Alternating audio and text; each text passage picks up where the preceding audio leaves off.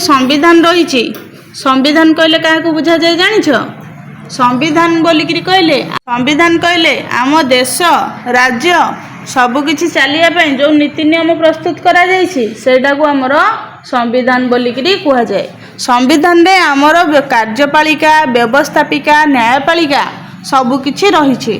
कार्यपालिका जेपरी भाव में आमर जो देशर केमती कौ जिनस कौन कार्य करा व्यवस्थापिका ताको व्यवस्था करेंगे ना न्यायपालिका न्यायपालिकार कार्य हूँ न्याय प्रदान करवा। न्याय प्रदान कौ क्षेत्र में करा ना विभिन्न प्रकार जोड़ा अन्याय हो से अर्थनैतिक क्षेत्र में हो कौन सामाजिक क्षेत्र में हो शारीरिक हो मानसिक हो कि सरकार कौन असुविधा हो सब क्षेत्र में जानिछ ना ना आमर रही कौन जो जुडिशियल सिस्टम आमर कोर्ट जानिछ ना ना हाईकोर्ट सुप्रीम कोर्ट सब रही आमर जिले में कोर्ट रही आमर राज्य रही सहित आमर देश में कोर्ट रही।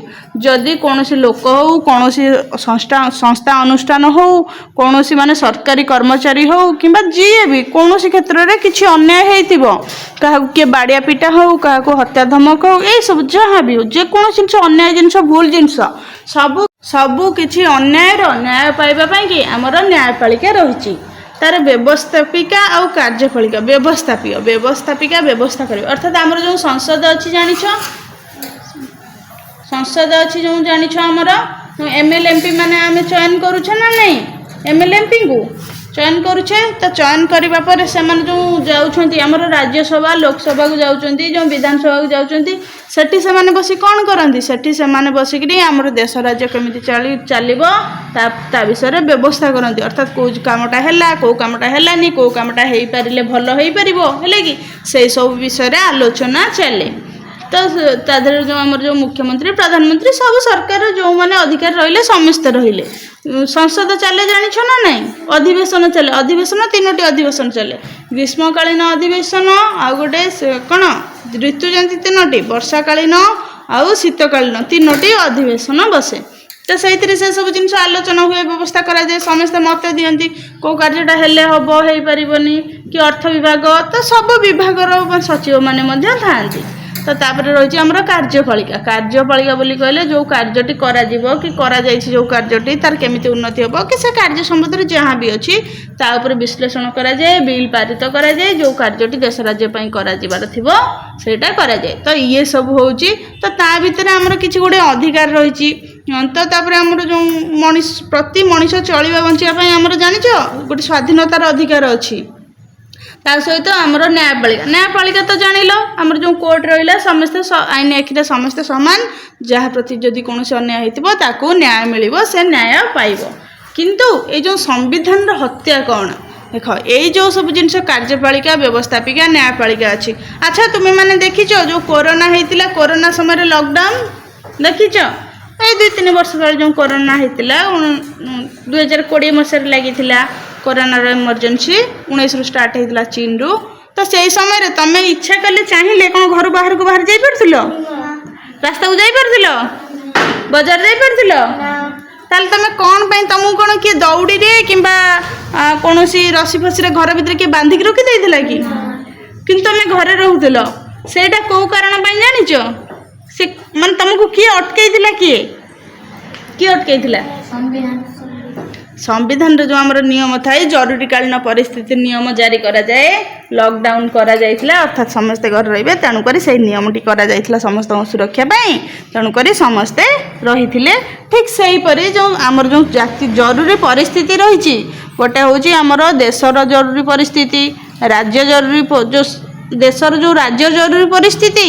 आउ गोटे केंद्र जरूरी माने देशर जरूरी परिस्थिति आउ गोटे आर्थिक जरूरी परिस्थिति अर्थात जरूरी परिस्थिति बोलिकी कहले आमर जदि आम राज्य रे हला कौन से किसी असुविधा पड़िला से असुविधा पड़िले कौन हम ना जो माने अधिकारी जो माने अछंती सेमानक हाथरू समस्त क्षमता नहीं निया जीवो से माने से क्षमता अनुसार कार्य करि परिबे नाही।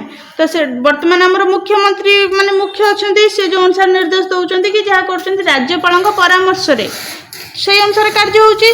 किंतु जदि जरूरी परिस्थिति लागू करा जाए राज्य रे तेबे ताले मुख्यमंत्री कथा माने सेटा बेसी कार्य करिवो नाही सेठी मुख्य किए हेबे सेठी समस्त दायित्व दे दिया जीवो राज्यपाल को राज्यपाल जहाँ कहिबे जो अनुसार कार्य करिवे সেই অনুসারে କାର୍ଯ୍ୟ କରାଯିବ। ଠିକ୍ ସେହିପରି ଦେଶରେ ମଧ୍ୟ କୌଣସି ଜରୁରୀ ପରିସ୍ଥିତି ଉପୁଜିଲେ, କୌଣସି କିଛି ଦେଶରେ ଯେକୌଣସି ବି ଅସୁବିଧା ହେଉ, ଜରୁରୀ ପରିସ୍ଥିତି ଉପୁଜିଲେ ତାକୁ କ'ଣ କରାଯିବ ନା ରାଷ୍ଟ୍ରପତିଙ୍କୁ ଦେଇ ଦିଆଯିବ। କ'ଣ ତାର ମାନେ ଅଧିକାରଟା ଦେଇ ଦିଆଯିବ ରାଷ୍ଟ୍ରପତି ସେ ସମ୍ବନ୍ଧରେ ଯାହା ନିଷ୍ପତ୍ତି ନେବେ ସେୟା କରାଯିବ। ଆଉ ଗୋଟେ ହେଉଛି ଆର୍ଥିକ ଜରୁରୀ ପରିସ୍ଥିତି। ଆର୍ଥିକ ଜରୁରୀ ପରିସ୍ଥିତି କହିଲେ ଆମ ଦେଶ ରାଜ୍ୟରେ କୌଣସି ଆର୍ଥିକ ସଙ୍କଟ ପଇଲେ, ମାନେ ଅର୍ଥର ଅଭାବ ପଡ଼ିଲେ, ଅର୍ଥର ଅଭାବ ନୁହେଁ ଯେ ପଇସା ଖାଲି ପୁଳାଇ ଛାପି ଦେଲେ ହେଇଯିବ। ପଇସା କ'ଣ ଛାପି ଦେଲେ ହେଇଯାଆନ୍ତାନି କାଗଜ, କିନ୍ତୁ ପଇସାର ବି ଗୋଟେ ଅଛି ମହତ୍ଵ ଅଛି, କୌଣସି କାର୍ଯ୍ୟ ବିନିମୟରେ ମିଳିଥାଏ ନା ନାହିଁ। ତ সেই ଅନୁସାରେ ଯଦି ଆର୍ଥିକ ଜରୁରୀ ପରିସ୍ଥିତି ଆର୍ଥିକ କ୍ଷେତ୍ରରେ ଅବନତି ଦେଖାଯାଏ କିମ୍ବା ଅସୁବିଧା ଦେଖାଯାଏ, ଦେଖିଛ ବର୍ତ୍ତମାନ ସମୟରେ ଯେଉଁ ଆମର ଯେଉଁ ନୋଟବନ୍ଦୀ ହେଇଥିଲା, ପଇସା ଚେଞ୍ଜ ହେଇଥିଲା, ତମେ ମାନେ ଛୋଟ ଥିବ ଜାଣିନଥିବ, କହିବି ପରେ ସେଇଟା। ତ ଅର୍ଥ କ୍ଷେତ୍ରରେ କୌଣସି ଅସୁବିଧା ଆସିଲେ ଆର୍ଥିକ ପରିସ୍ଥିତି ଜାରି କରାଯାଏ, କିନ୍ତୁ ସେଇ ସମୟରେ ମାନେ ସରକାର ସବୁ ଜିନିଷର ମୁଖ୍ୟ ହୋଇଯାଆନ୍ତି, ତେଣୁ ସାଧାରଣ ଲୋକମାନେ କିଛି କାର୍ଯ୍ୟ କରିପାରିବେ ନାହିଁ। ତା ସହିତ ଆମର ଗୋଟେ ଥାଏ ସାଧାରଣ ଲୋକମାନଙ୍କର ଆମର ଗୋଟେ ମୌଳିକ ଅଧିକାର ଅଛି। ତମେ ଯେକୌଣସି ଜାଗାକୁ ବୁଲି ପାରିବ, ଯେକୌଣସି ଧର୍ମାନୁଷ୍ଠାନ ମନ୍ଦିର ମସଜିଦ୍ ଯୁଆଡ଼େ ଯାଇପାରିବ, ନିଜ ଇଚ୍ଛାରେ ପୋଷାକ ପିନ୍ଧିପାରିବ, ନିଜ ଇଚ୍ଛାରେ କଥା କହିପାରିବ, ଏସବୁ ତମର ଗୋଟେ ସବୁ ମୌଳିକ ଅଧିକାର। କିନ୍ତୁ ଏଇସବୁରେ ବ୍ୟାଘାତ ସୃଷ୍ଟି ହେଲେ ଆମେ ଆଇନ ପାଖକୁ ଯାଉଛେ ନା ନାହିଁ, ଥାନାକୁ ଯାଉଛୁ ନା ନାହିଁ, କେଉଁ ଅଧିକାର ବଳରେ ଆମର ଅଧିକାର ଅଛି। କିନ୍ତୁ ସମ୍ବିଧାନର ହତ୍ୟା ବୋଲିକି କହିଲେ କ'ଣ କୁହାଯାଉଛି ନା ଯେଉଁ ବିଗତ ଦିନରେ ଆମର ଇତିହାସରେ 74-75 ମସିହାରେ କିଛି କାରଣ ନେଇକରି ତମେ ବଡ଼ କ୍ଲାସ୍କୁ ହେଲେ ଅଧିକ ଜାଣିବ ସେ ବିଷୟରେ। ତ ଆମର କ'ଣ କରାଯାଇଥିଲା, ସମ୍ବିଧାନର ଯେଉଁ ନିୟମ ରହିଛି ସେ ନିୟମକୁ ଉଲ୍ଲଙ୍ଘନ କରାଯାଇଥିଲା। ଲୋକମାନଙ୍କର ମାନେ ଯେଉଁ କ'ଣ କହିଲ ଜରୁରୀ ପରିସ୍ଥିତି ଲାଗୁ କରାଯାଇ ଲୋକମାନଙ୍କର ମାନେ ସାଧାରଣ ଯେଉଁ ସ୍ୱାଧୀନତା ଆଉ ଅଧିକାରକୁ ଛିନ୍ନ କରାଯାଇଥିଲା। ସେମାନେ ସାଧାରଣ ଅଧିକାର ଉପଭୋଗ କରିପାରି ନଥିଲେ, ସ୍ୱାଧୀନତା ସେମାନଙ୍କର ଲୋପ ପାଇଯାଇଥିଲା। ଏହିପରି ବହୁତ କିଛି କାର୍ଯ୍ୟ ଥିଲା ଯେଉଁଟାକି ଆମେ ମାନୁଛେ କି ସମ୍ବିଧାନର ହତ୍ୟା ବୋଲି କହିଲେ ଗୋଟେ ଜିନିଷ ମରିଯିବ ନା ନାହିଁ। ତେଣୁକରି ଯେଉଁ ଆମ ଦେଶ ରାଜ୍ୟ ସମ୍ବିଧାନର ଯେଉଁ ନିୟମ ରହିଛି, ଯେଉଁ କାର୍ଯ୍ୟାବଳୀ ରହିଛି, ସେ ଅନୁସାରେ ଚାଲିପାରି ନଥିଲା। ଯାହା ବି ଯେଉଁ କାରଣ ନେଇକରି ହେଉ ଚାଲିପାରିନଥିଲା। ତେଣୁକରି ତାକୁ କୁହାଯାଉଛି କ'ଣ, ସେଇ ସମୟଟାକୁ କୁହାଯାଉଛି ଆମର ସମ୍ବିଧାନର ହତ୍ୟା ବୋଲିକିରି କୁହାଯାଉଛି। କାହିଁକିନା ସମ୍ବିଧାନ ଅନୁସାରେ କୌଣସି କାର୍ଯ୍ୟ ଚାଲିନଥିଲା, ସମ୍ବିଧାନ ନିୟମ ବହିର୍ଭୂତ କାର୍ଯ୍ୟ ଚାଲିଥିଲା। ସାଧାରଣ ନାଗରିକ ନିଜର ସାଧାରଣ ଜୀବନଯାପନ କରିପାରିନଥିଲେ। ସେଇଭଳି ଭାବରେ ଦେଶ ରାଜ୍ୟ ସବୁ ସ୍ଥାନରେ ଆର୍ଥିକ କ୍ଷେତ୍ରରେ, ସାମାଜିକ କ୍ଷେତ୍ରରେ, ସବୁ କ୍ଷେତ୍ରରେ ସମ୍ବିଧାନର ନିୟମ ପାଳନ କରାଯାଇନଥିଲା, ତାକୁ ସମ୍ପୂର୍ଣ୍ଣ ବ୍ୟାନ୍ କରିଦିଆଯାଇଥିଲା। ତେଣୁକରି ସେହି ସମୟଟାକୁ କୁହାଯାଉଛି ଯେ ସମ୍ବିଧାନର ହତ୍ୟା କରାଯାଇଥିଲା ବୋଲିକିରି। ତେଣୁକରି ସେହି ସମ୍ବନ୍ଧରେ ଆମେ ସମସ୍ତେ ଜାଣିବା ପାଇଁ ବର୍ତ୍ତମାନ ସମୟକୁ 50 ବର୍ଷ ପୁରିଲା, ହେଲା କି 75 ମସିହାରେ ହୋଇଥିଲା, ବର୍ତ୍ତମାନ ସମୟକୁ 50 ବର୍ଷ ପୁରିଲା। ସେଥି ନିମନ୍ତେ ସମ୍ବିଧାନ ସମ୍ବନ୍ଧରେ ସମସ୍ତଙ୍କୁ ଅବଗତ କରିବା ପାଇଁ, ସମ୍ବିଧାନକୁ ସମ୍ମାନ ଦେବା ପାଇଁ, ସମ୍ବିଧାନର କାର୍ଯ୍ୟ ଅନୁସାରେ ନିୟମାବଳୀ ଅନୁସାରେ ସମସ୍ତେ କାର୍ଯ୍ୟ କରିବା ପାଇଁ ଆଜି ଏହି ସମ୍ବିଧାନର ହତ୍ୟା ଦିବସଟି ମାନେ ଯେଉଁ ପାଳନ କରାଯାଉଛି ସେ ସମ୍ବନ୍ଧରେ ସମସ୍ତଙ୍କୁ ଅବଗତ କରାଯିବା ନିମନ୍ତେ। ତେଣୁକରି ଏହା ହିଁ ହେଉଛି ଆମର ଯେଉଁ ସମ୍ବିଧାନର ହତ୍ୟା ଦିବସ ଯେଉଁ ପାଳନ କରାଯାଉଛି ତାର ଯେଉଁ ଇତିହାସ। ତ ବର୍ତ୍ତମାନ ଆମମାନଙ୍କର ଦାୟିତ୍ୱ କର୍ତ୍ତବ୍ୟ ହେଉଛି ଆମେମାନେ ସମ୍ବିଧାନକୁ ସଠିକ୍ ଭାବରେ ସମ୍ମାନ ଦେବା ଏବଂ ଏପରି ପରିସ୍ଥିତି ଯେଭଳି ଭାବରେ ଆଉ ଭବିଷ୍ୟତରେ ନ ଉପୁଜେ ସେଥିପ୍ରତି ସମସ୍ତେ ସତର୍କ ରହିବା, ସେଥିପ୍ରତି ସମସ୍ତେ ଦୃଷ୍ଟି ରଖିବା। ତା ସହିତ ସମ୍ବିଧାନର ଜାଣିଛ ସମ୍ବିଧାନକୁ ସମ୍ମାନ ଦେବା ମଧ୍ୟରେ କ'ଣ ରହିଛି, ସମ୍ବିଧାନ ଯେଉଁଠାରେ ଯେଉଁ କାଗଜରେ ଲେଖାଯାଇଥିବ ସେ କାଗଜକୁ କେବେ ଚିରିବ ନାହିଁ କିମ୍ବା ତାକୁ କୌଣସି ଅସମ୍ମାନ କରିବ ନାହିଁ, ଗୋଡ଼ ତଳେ ପକାଇବ ନାହିଁ, ତାକୁ ଆଡ଼େ ସାଡ଼େ ଫିଙ୍ଗିବ ନାହିଁ, ତାକୁ ସମ୍ମାନର ସହିତ ଆମେ ରଖିବା, ହେଲେ କି। ତା ସହିତ ଆମର ଯେଉଁ ଜାତୀୟ ପତାକା, ଆମର ଯେଉଁ ଜାତୀୟ ଅଶୋକ ଚକ୍ର ହେଉ, ଆମର ଯେଉଁ ଜାତୀୟ ସ୍ତମ୍ଭ ହେଉ, ସେସବୁକୁ ସଠିକ୍ ସମ୍ମାନ ଦେବା, ଜାତୀୟ ସଙ୍ଗୀତକୁ ସମ୍ମାନ ଦେବା। ଜାତୀୟ ସଙ୍ଗୀତ ଯେଉଁ ସ୍ଥାନରେ ବାଜୁଥିବ ସେ ସ୍ଥାନରେ ଠିଆ ହୋଇକି ସମ୍ମାନ ଜଣାଇବା, କୌଣସି ସ୍ଥାନରେ ବସିବ ନାହିଁ।